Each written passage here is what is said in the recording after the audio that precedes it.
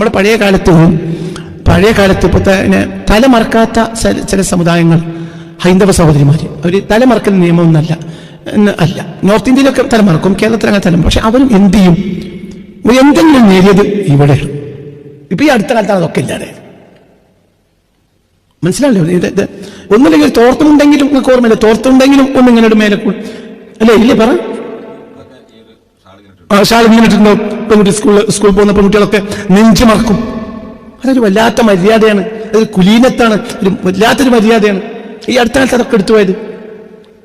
ഇസ്ലാമിൽ അത് കർശന നിയമമാണ്, നെഞ്ചു മറക്കാൻ പെണ്ണുങ്ങൾ. എന്തുകൊണ്ട് മറക്കണം? ഇതിനെ താഴ്ത്തിയിടണം. അതായത് മുഖപ്പടം എന്ത് മനസ്സിലായില്ലേ? ശിരോവസ്ത്രം വന്നിട്ട് എന്ത് മറയണം? ശിരോവസ്ത്രം താഴ്ന്നു വന്ന് എന്ത് മറയണം? നെഞ്ചു മറയണം. യുദ്നീന അലൈഹിന്ന മിൻ ജലാബിബിഹിന്ന. ഇത് ഖുർആൻ പറഞ്ഞ വളരെ വലിയ കാര്യമാണ്. ഖുർആനാണ്, ഖുർആന്റെ നിയമമാണ്.